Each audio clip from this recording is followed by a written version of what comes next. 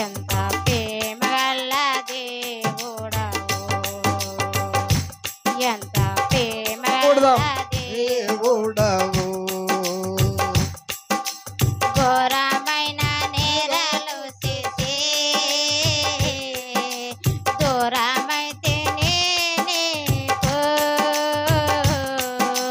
ఘోరమైన నేరాలు చేసి దూరమైతే నీకు, భారమైన శిలవ చే భారమైన శిలవ చే చేరదీసి జిందనుంటివా, చేరదీసి జిందనుంటివా. దుష్టుడనై దుర్మార్గుడనై కష్టపెట్టి ఉంటే నేను, ఘోరమైన శిలవ మోసి, ఘోరమైన శిలవ మోసి, చేరదీసి జిందనుంటివా, చేరదీసి జిందనుంటివా. ఎంత ప్రేమగల దేవుడవు, ఎంత ప్రేమగల దేవుడవు. హల్లెలూయా. చేరు వచ్చిన మీ అందరికీ ప్రభువైన యేసుక్రీస్తు నామమున వందనాలు తెలియజేస్తున్నాం. చిన్న ప్రార్థన చేసుకొని 5వ మాటలకు వెళ్ళిపోదాం. పరలోకమున్న తండ్రి గొప్పవాడా, పరిశుద్ధునికి వందనాలు స్తోత్రాలు చెల్లిస్తున్నాం తండ్రి. అవును తండ్రి, శిలువలో పలికిన 5వ మాటను ఇప్పుడు ధ్యానిస్తుండగా అవును తండ్రి, పరిశుద్ధాత్మ శక్తిని మీరు నాకు అనుగ్రహించమని అడుగుతున్నాం తండ్రి. గొప్పవాడా, వినబోతున్న అవును తండ్రి పిల్లల్ని మీకు జ్ఞాపకం చేసుకోండి. అవును తండ్రి, ముగింపు వరకు మీరే సహాయకర్తగా ఉండి నా నోటి నుండి మీరే మాట్లాడమని వేడుకుంటున్నాం తండ్రి. ఈ చిన్ని ప్రార్థన యేసుక్రీస్తు నామమున అడిగి వేడుకుంటున్నాం తండ్రి. ఆమేన్. యేసుక్రీస్తు ప్రభువారు శిలువలో పలికిన 5వ మాటను ఇప్పుడు మనం ధ్యానించబోతున్నాం. యోహాను సువార్త 19వ అధ్యాయము 28వ వచనం చదువుకుందాం. యోహాను సువార్త 19వ అధ్యాయము 28వ వచనం. అటు తరువాత సమస్తమును అప్పటికి సమాప్తమైనదని యేసు ఎరిగి లేఖనము నెరవేరునట్లు నేను దొప్పికొనుచున్నాను అనను. చాలు. ఇప్పుడు నీళ్ళు ఎందుకు అవుతామండి మనం? ఇప్పుడు నీళ్ళు ఎందుకు అవుతాం? బ్రతకడానికి నీళ్ళు అవుతాం. కానీ యేసుక్రీస్తు ప్రభువారు కొన్ని నిమిషాలు చనిపోతున్నాడు, కానీ దాహం అడుగుతున్నాడు. ఎందుకు అడుగుతున్నాడు? పక్కనే ఉంది, ఏముంది? లేఖనము నెరవేరునట్లు దప్పికొనుచున్నాడు. లేఖనము నెరవేరడానికి యేసుక్రీస్తు ఏమని అడుగుతున్నాడు అంటే నీళ్ళను దప్పికొనుచున్నాను అంటున్నాడు. ఆ లేఖనం ఎక్కడుందో మనం చదువుకుందాం. కీర్తనల గ్రంథము 69వ అధ్యాయము 21వ వచనం. వారు చేదును నాకు ఆహారముగా పెట్టిరి, నాకు దప్పికైనప్పుడు చిరకను త్రాగనిచ్చిరి.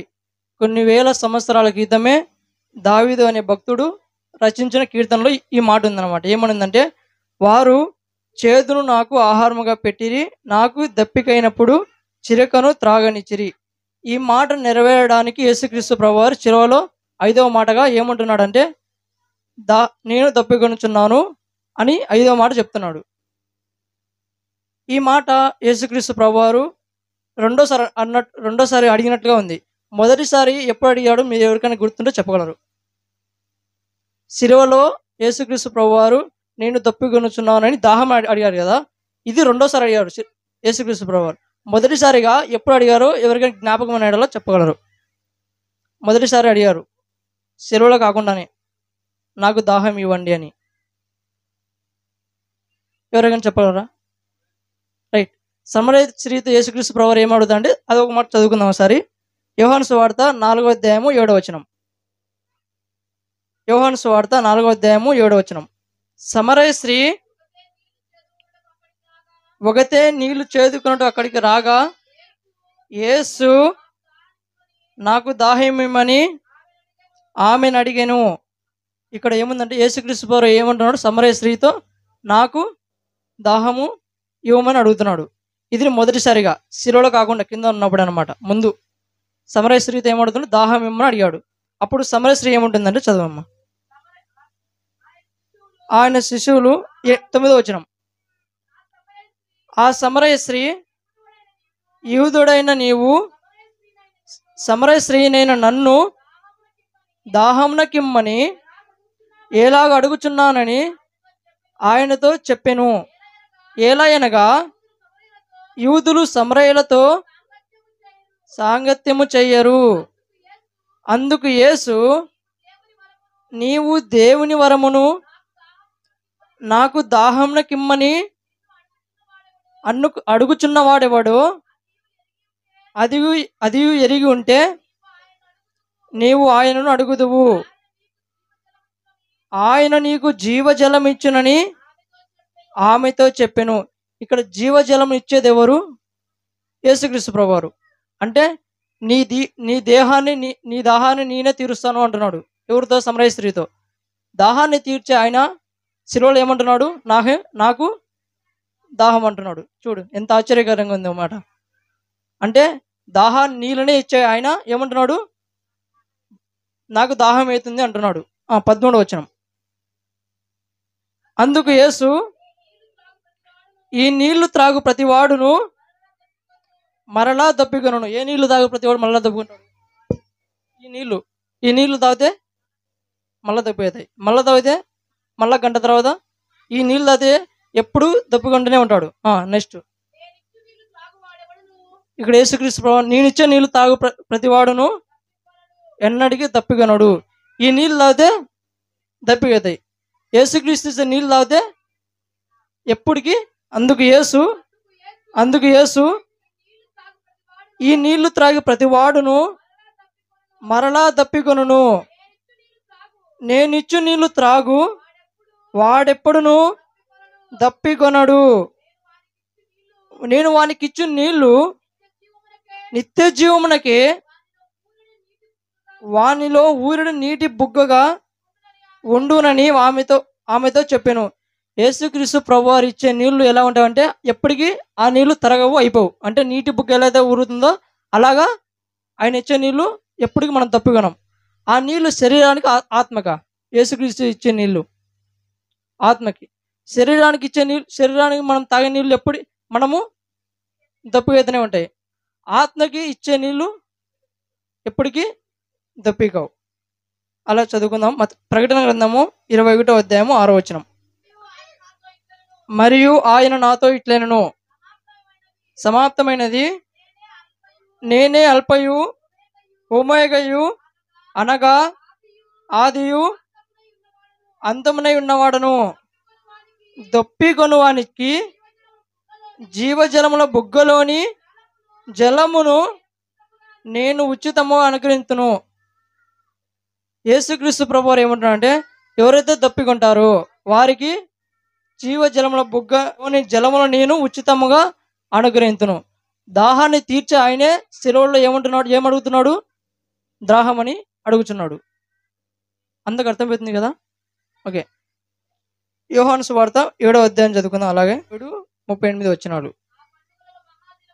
ఆ పండుగల్లో మహాదినమైన అంత్య దినమున యేసు నిలిచి, ఎవడైనను దప్పికొని ఎడల నా యొద్దకు వచ్చి, చూడండి, ఎవడైనా దప్పికొని ఎడల నా యొద్దకు వచ్చి దప్పికొని తీర్చుకోండి అంటున్నాడు. నా యందు విశ్వాసముంచు వాడెవడో లేఖనము చెప్పినట్లు వాని కడుపులో నుండి జీవజల నదులు పారునని బిగ్గరగా చెప్పాను. ఎవరైతే యేసు ప్రభునందు విశ్వాసం ఉంచుతారో వారికి మాత్రమే ఎప్పటికీ దప్పికొనని నీళ్లను ఇస్తాను అంటున్నాడు. 39వ వచనం. తన యందు విశ్వాసం ఉంచు వారు పొందబోవు ఆత్మను గూర్చి ఆయన ఈ మాట చెప్పాను. ఎవరైతే యేసుక్రీస్తు ప్రభునందు విశ్వాసం ఉంచి ఆయన యందు రక్షణ ద్వారా బాప్తిజం పొందుతారో వారికి ఏమొస్తుంది? పరిశుద్ధాత్మ వరము వస్తుంది. ఆ ఆత్మను గూర్చే ఏమంటాడంటే ఇక్కడ దాహంగా మనం చూస్తున్నాం, దాహాన్ని తీర్చడంగా చూస్తున్నాం. అలాగే మరి బైబిల్ గ్రంథంలో దాహం అనే విషయాలు కొన్ని రకాలుగా ఉన్నాయి. ఆ దాహం గురించి తెలుసుకుందాం. కీర్తన గ్రంథము 42వ అధ్యాయము 1-2 వచనాలు చదువుకుందాం. దుప్పి నీటి వాగుల కొరకు ఆశపడునట్లు దేవా నీ కొరకు నా ప్రాణం ఆశపడుచున్నది. నా ప్రాణము దేవుని కొరకు తృష్ణ కొనుచున్నది. దుప్పి ఏ విధంగా అయితే నీటి కొరకు ఆశపడుతుందో మనమందరూ కూడా ఏ విధంగా ఆశపడాలంటే దేవుడిచ్చే నీళ్లు వాటి కొరకు మనం ఆశపడాలి. దేవుని కొరకు మనం ఆశపడి ఉండాలి. అదేవిధంగా మత్తయి సువార్త 5-6 వచనాలు చదువుకుందాం. అక్కడ ఉంటుంది, అక్కడ కూడా దప్పి గురించి ఉంటుంది. నీతి కొరకు ఆకలి దప్పులు గలవారు ధన్యులు, వారు తృప్తిపరచబడదురు. ఇది స్వయాన యేసుక్రీస్తు ప్రభువారే అంటున్నాడు. ఏమంటున్నాడు అంటే నీతి కొరకు ఎవరైతే ఆకలి దప్పులు కలిగి ఉంటారో వారు తృప్తిపరచబడతారు. దేవుడు మనల్ని తృప్తిపరిచేవాడు. ఓకేనా? అదేవిధంగా లూకాసు వార్త 16వ అధ్యాయం. ఇప్పుడు శరీరానికి నీళ్ళు అవసరం కదా, ఓకేనా? ఆత్మకి దాహం ఎలా ఉంటుందో తెలుసుకుందాం. ఆత్మకి నీళ్ళు ఎందుకు అబ్బా దాహం ఎలా వస్తుంది అనుకుంటారు కదా. ఆత్మకు దాహం ఎలా ఉంటుంది? లూకాసు వార్త 16వ అధ్యాయము 23-26 వరకు చదువుకుందాం. అప్పుడు అతడు పాతాళమున బాధపడుచు కనులెత్తి దూరము నుండి అబ్రహామును అతని రొమ్మును ఆనుకుని ఉన్న లాజరును చూచి, తండ్రివైన అబ్రహామా, నా యందు కనికరపడి తన వేలికొనను నీళ్లలో ముంచి నా నాలుకను చల్లార్చుటకును లాజరును పంపము. నేను ఈ అగ్ని జ్వాలలో యాతన పడుచున్నానని కేకలు వేసి చెప్పాను. ఇక్కడ ధనవంతుడనే వ్యక్తి చనిపోయాడు. చనిపోయిన తర్వాత దేవునికి ఇష్టాచారంగా బతకలేదు కాబట్టి ధనవంతుడు ఎక్కడికి వెళ్ళాడు? నరకంలో పారవేయబడ్డాడు. ధనవంతుడు అడుగుతున్నాడు ఏమని? వేలు కొన నీళ్ళలో ముంచి నా నాలుకను చల్లార్చమంటున్నాడు. అంతగా దప్పు అవుతుందన్నమాట ఆత్మకి. అది తీరే దాహమా? ఇప్పుడు దేవునికి ఇష్టానుసారం బతకలేదు, నరకానికి వెళ్ళాడు. ఆ దాహం ఎప్పటికి ఉంటుంది? తీరుతుంది ఆ దాహము? తీరదు ఎప్పటికి. ఇంకా కలకాలం అలాగే దాహంతో ఉండాల్సిందే. అందుకే చనిపోకముందే ఈ లోకంలో ఆత్మకి దాహాన్ని మనం తీర్చుకోవాలి యేసుక్రీస్తు ప్రభువారి ద్వారా. అందుకే యేసుక్రీస్తు ప్రభువారు ఏమంటున్నారు? నేనిచ్చే నీళ్లు ఎప్పటికీ దప్పిగా ఉండరు. శరీరానుసారంగా ఈ నీళ్ళు తాగుతాం మనం బతకడానికి, శరీరం బతకడానికి. ఆత్మకి అది యేసుక్రీస్తు ప్రభువారి ద్వారానే మనం పొందుకోవాలి. ఎలా పొందుకుంటామంటే ఆయన యందు విశ్వాసం ఉంచి, ఆయన యందు రక్షణ పొంది బాప్తిస్మం ద్వారా ఆ నీళ్లు పొందుకుంటాం. ఇప్పుడు శరీర దాహం మాత్రమే తీరితే సరిపోతుందా? ఆత్మీయ దాహం తీరన అవసరం లేదా? శరీర దాహం శరీరానికి ఎలా అవసరమో ఆత్మకి యేసుక్రీస్తు ప్రభువారు ఇచ్చే రక్షణ నీళ్లు అంతే అవసరం. అందరికి అర్థమవుతుందా? మనం రెండింటిని తీర్చుకోవాలి కూడా. చాలామంది ఒకటే దాని మీద ఆశపడుతున్నారు. ఏమని? శరీరానుసారంగా నీళ్లు దప్పి. ఆత్మకి మాత్రము దేవుడి ద్వారా పొందుకోవాలనే విషయం ఎవరికి తెలియడం లే. కాబట్టి మనమైనా దేవుడిచ్చే ఆ దప్పికను తీర్చుకోవాలని ఈ సమయంలో మనము వినబోతున్నాం. సమస్తమును అప్పటికి సమాప్తమైన యేసు ఎరిగి లేఖనము నెరవేరునట్లు నేను దప్పుకొనుచున్నాను. ఆయన దప్పిక తీర్చారా? అడిగాడు ఇక్కడ దాహమని. నీళ్ళు ఇచ్చారా? ఇవ్వలేదు. నీళ్ళు ఇవ్వలేదు కదా. ఇవ్వరని తెలిసి కూడా అడిగాడు. ఎందుకు అడిగాడంటే లేఖనం ఉంది.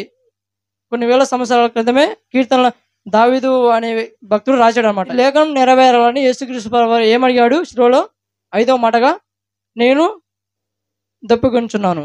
మనం కూడా ఆయన లేఖనం అంటే ఆయన వాక్యానుసారంగా మనం కూడా జీవించాలి. యేసుక్రీస్తు ప్రభువారు చనిపోతూ కూడా ఒక ఆత్మను పరలోకానికి తీసుకెళ్ళాడు. ఒక దొంగని మనం విన్నాం కదా ఇందాక. చనిపోతూ కూడా అంటే ప్రాణాలు పోతున్న సమయంలో కూడా ఒక దొంగను అతను మార్చి ఇద్దరు దేవుని రాజ్యంలో ఒకేసారిగా యేసు ప్రభుతో దొంగ చేరిపోయాడు. మనం విన్నాం ఇందాక. అదేవిధంగా మనం కూడా దేవుని వాక్యానుసారంగా జీవిస్తూ శరీరానికి నీళ్ళు ఎంతైతే అవసరమో, నీళ్లు తాగకపోతే బతామా? శరీరానికి నీళ్ళు తాగకపోతే బతామా? అలాగే ఆత్మ కూడా నీళ్ళు అవసరం కదా. ఆ నీళ్లు ఏమిటంటే రక్షణ, మారు మనసు, బాప్తిసం.